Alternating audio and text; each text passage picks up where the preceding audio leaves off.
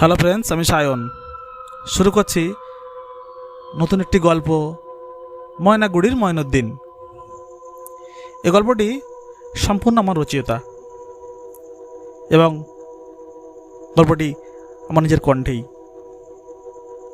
এবং পুরোটাই কাল্পনিক। আমাদের গ্রাম থেকে বেশ 5টি গ্রাম দূরে একটি গ্রাম ছিল। গ্রামটির নাম ময়নাগুড়ি। এই গ্রামে জমি জায়গা খুব কম ছিল। মানুষকে বাইরে গিয়ে খেটে পয়সা আনতে হতো গ্রামে এবং খেতে হতো, কারণ এই গ্রামের মানুষ ছিল খুবই দুষ্ট, খুবই গরিব যাকে বলা হয়।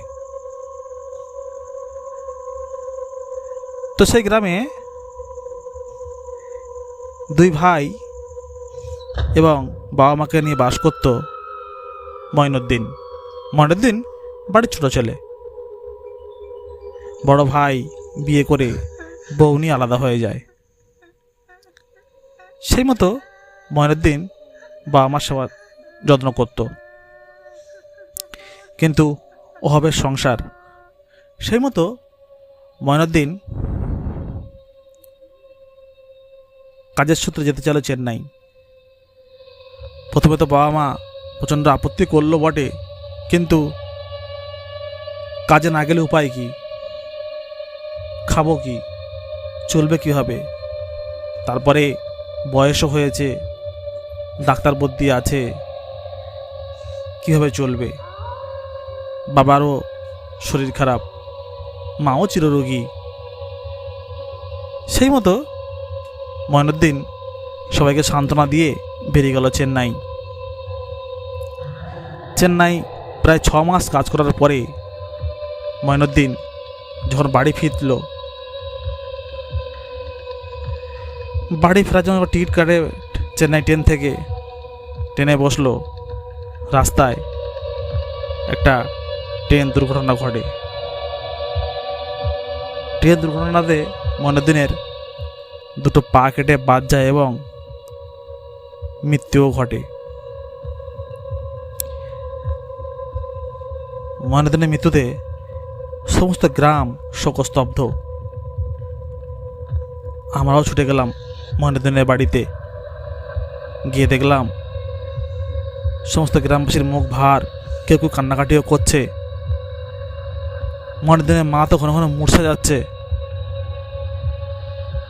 বাবার চোখ ভরা জল এবং বুক চাপড়াচ্ছে। সেই মতো বাবা মার একমাত্র ভরসা ময়নুদ্দিন, যেখানে তার বড়দা আলাদা আলাদা খায়, থাকেও না ওই গ্রামে। কি হবে এই বয়স্ক লোক আর বয়স্ক ভদ্র মহিলার? এই নিয়ে খুবই চিন্তা। ইতিমধ্যে ময়নুদ্দিনের ডেড বডি এসে পৌঁছলো গ্রামে। ইস, দুটো পাই নেই, মুখটা থেঁতলে গেছে, চোখ দুটো বাইরে বেরিয়ে এসছে। কি ভয়ঙ্কর, কি ভয়ঙ্কর ভাবে মারা গেছে ময়নুদ্দিন। গ্রামের মানুষ প্রত্যেকের চোখে জল, খুব কান্নাকাটি করছে, সবাই করছে। কিন্তু নিয়তিকে কে আটকায়? কেউ কেউ বলে উঠল, এ কপালে হয়তো ওটাই ছিল, কিছু করার নেই, উপরওয়ালা ওকে নিয়ে নিয়েছে। সেই মতো ময়নুদ্দিনের দেহটা কবর দেওয়া হলো। কবর দিয়ে সবাই যার বাড়ি ফিরে গেলাম এবং গ্রামবাসী সবাই সিদ্ধান্ত নিল যে সবাই মিলে কিছু কিছু পয়সা দিয়ে ওই বয়স্ক লোক আর বয়স্ক ভদ্রমহিলা যারা ময়নুদ্দিনের বাবা মা, তাদেরকে খোরপোশ দেওয়া হবে। সে সিদ্ধান্ত সবাই নিয়ে বাড়ি চলে এলাম। ময়নুদ্দিনের পাশের বাড়ি আবু জাফারের। এই আবু জাফারের বাড়িতে একটা এলআইসির পলিসি ছিল। বলতেই ভুলে গেছি, আমি কিন্তু একজন এলআইসির এজেন্ট। সেই মতো মাস শেষ হলে আমাকে যেতে হয় আবু বাপ্পারের বাড়িতে এলআইসির প্রিমিয়ামটা আনতে। সেদিনকার ছিল সোমবার। আবু বাক্কারকে ফোন করলাম, করে বললাম, বাক্কার ভাই, মাস তো শেষ, তোমার প্রিমিয়ামটা জমা দেবে? আবু বাক্কার আমাকে বলল, হ্যাঁ বাবা, মাস শেষ হয়ে গেছে, তুমি এক কাজ করো, তুমি এসে শোনো না, আমি তো ডিউটি আছি, তুমি সন্ধ্যের দিকে এসে পলিসির টাকাটা নিয়ে যেও, হ্যাঁ কেমন? ঠিক আছে ভাই, আমি সন্ধ্যের দিকে গিয়ে তোমার বাড়ি থেকে পলিসির টাকাটা নিয়ে আসবো। সেই মতো সন্ধ্যে সন্ধ্যে হওয়ায় আমি বাইক নিয়ে বেরিয়ে গেলাম আবু বাক্কারের বাড়িতে। আমার বাইকটা রেখে আবু বাক্কারের বাড়িতে গেলাম। তখন সবে সন্ধ্যা নেমেছে। আবু বাক্কার বাড়িতেই ছিল। আমাকে ওর এলআইসির প্রিমিয়ামটা দিয়ে বলল, ও বা দেখো, তোমার এই 5,470 টাকা, এটা তো প্রিমিয়াম নাকি? আমি বললাম, হ্যাঁ ভাই, ঠিকই বলেছো, তোমার তো 5,470 টাকায় প্রিমিয়াম ছিল। আর তোমার টাকাটা বুঝে নাও, দিয়ে তুমি তাহলে চা খাবে? না ভাই, চা খাবো না, আমার আরও অনেক কাজ আছে। একে সন্ধে হয়ে এসছে, তারপরে মার্কেটে অনেক কাজও আছে। এই বলে আবু বকরের বাড়ি থেকে আমি এলআইসি প্রিমিয়ামটা নিয়ে বেরিয়ে গেলাম রাস্তার উপরে। রাস্তার দুদিকেই তাল গাছ। তাল গাছে চামচিকে ঘুরে বেড়াচ্ছে এদিক ওদিক। সবে সন্ধ্যা নেমেছে, বেশ ঝিঝি পোকার ডাকও আছে। বাদুরও মনে হয় তাল গাছের এ মাথা মাথা ঘুরে বেড়াচ্ছে। শুকনো তাল গাছের উপরে যেন পাতার উপরে খড়মড় খড়মড় করে আওয়াজ হচ্ছে। এগুলো অন্য কিছু নয়, আমার ধারণা এগুলো বাদরই হবে। বাদর, চামচিকে, এরাই কিছু। সেই মতো আমি বাইকে উঠতে যাব, হঠাৎ পেছন থেকে একটা আওয়াজ এলো, দাদা, দাদা। কে কে কে কে কে কে ভাই, কে তুমি?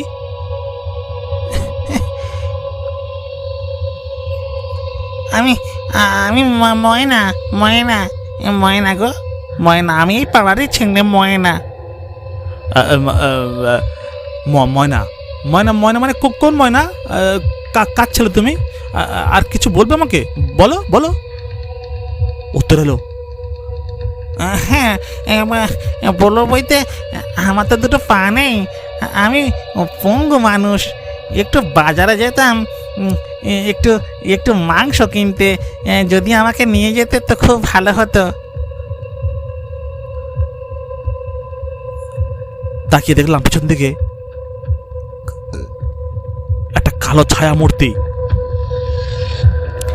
একটা কালো ছায়া মূর্তি, কিন্তু কারোর মুখ দেখতেও পাচ্ছি না। আমি জিজ্ঞাসা করলাম, কিন্তু ভাই, তোমার তো মুখ দেখা যাচ্ছে না, আর এই অন্ধকারের মধ্যে তোমার পা নেই বলছো, তুমি কেন রাস্তায় বেরিয়েছো? যাও, বাড়ি চলে যাও। উত্তর এলো, অনেক দিন হয়ে গেল, অনেক বছর পেরিয়ে গেল ভাই, একটু বাজারে যাইনি। এই তালগাড়া গাছের গোড়ায় বসে বসে সন্ধে কাটিয়ে দিই, কত রাত কাটিয়ে দিয়েছি। আমাকে একটু বাজারে নিয়ে যাবে না ভাই? খুব করুণ কণ্ঠ, এত করুণ কণ্ঠ, এত এত যেন অনুরোধ করছে। আমি বলে উঠলাম, হ্যাঁ ঠিক আছে, বসো, আমার বাইকে বসো। কি আছে, তুমি বাজারে যাওনি অনেকদিন বলছো, বাজারে বাইকে বসো। এই বলে আমি বাইকে বসে পড়লাম। ও পিছন থেকে আর বাইকে যেন কে যেন একজন বসলো। আমি বুঝতে পারলাম বাইকে কেউ একটা বসছে। আমি প্রশ্ন করলাম, তুমি বাইকে ধরে বসছো তো ভালো করে, যেন পড়ে যেও না। আমাকে উত্তর এলো, না ভাই, আমি আজ 2 বছর আগে ট্রেন থেকে পড়ে গিয়ে পাটা হারিয়েছি, আর এই জীবনটাও হারিয়েছি। এখন আবার পড়ে গিয়ে কি হারাবো কি? আমার হারাবার আর কিছু নেই, যা হারানোর তা তো আমি হারিয়েই বসে আছি। কি বলো? তুমি ট্রেন থেকে পড়ে গিয়ে পা হারিয়েছো, জীবন হারিয়েছো। তোমার নাম কি? পুরো নাম বলো। আমার নাম ময়নুদ্দিন। সবাই নাকে ময়নাগুড়ির ময়নুদ্দিন। আমার আর হাত পা চলছে না, জিপটা ভেতর দিকে ঢুকে যাচ্ছে। আমার ভয়ে আর বাইক যে স্টার্ট দেবো, সেই পায়রা অবশ। সাইড থেকে একটা আওয়াজ এলো, আরে দাদা, আপনি কি বাড়ি যাননি? ওখানে কার সঙ্গে বক বক করছেন? আরে এ তো আমার পলিসি হোল্ডার। আমি বলে উঠলাম, দাদা, আমি তোর এলআইসি এজেন্ট। হ্যাঁ, তুমি কার সঙ্গে বকছো? এই ময়নাগুড়ির ময়নুদ্দিন। এই আমাকে একটু হেল্প করো। ভদ্রলোক আমার দিকে ছুটে এলো। পিছন দিকে তাকিয়ে দেখি আর কেউ নেই। উফ, কি ভয়ঙ্কর, কি ভয়ঙ্কর! আমার গা পা আড়ষ্ট হয়ে উঠল, গা থেকে দরদর করে ঘাম যাচ্ছে। লোকটি এসে বলল, ও বাবা, এখানে করবে না, দাঁড়াবেন না বাবা। এখানে সন্ধ্যার পরে ও শালা খুব জ্বালাতন করে। ও শালা ময়নুদ্দিন তো, ও পাশের বাড়ি ময়নুদ্দিন মারা গেছে, সেখান থেকে সন্ধ্যার পর থেকে এখানে জায়গা পাকে আটকে দিয়ে বলে বাজারে নিয়ে যাই, বাজারে নিয়ে যাবি, একটু বাজারে যাবো হ্যান ত্যান। আর তুমি সে খবরে পাল বাবা, তুমি চলে যাও, বাড়ি চলে যাও। আর এখানে দাঁড়াবে না, এখানে শালা ওর আত্মা ঘুরে বেড়ায়। আত্মা মানে এত সময় আমি যার সঙ্গে কথা বলছিলাম সে একটি অতৃপ্ত আত্মা। ও মাই গড! আমি সেখান থেকে কোনোদিন সন্ধ্যের পরে কারোর বাড়িতে পলিসি আনতে যাইনি। সেখান থেকে আমার শিক্ষা হয়ে গেছে যে সন্ধ্যের পরে কোনো ফাঁকা জায়গায় আমি আর টাকা আনতে যাব না পলিসির। এলআইসির টাকা জমা দেওয়ার ইচ্ছে হয় তোমার বাড়িতে দিয়ে যাবে। হ্যালো ফ্রেন্ডস, আমি সায়ন। যদি গল্পটি ভালো লেগে থাকে তো শেয়ার করবেন, লাইক করবেন এবং কমেন্ট করবেন। এই গল্পটি সম্পূর্ণ আমার রচয়িতা এবং গল্পটি সম্পূর্ণ কাল্পনিক। এর সঙ্গে বাস্তবে কোনো মিল নেই। নমস্কার, ধন্যবাদ, থ্যাংক ইউ।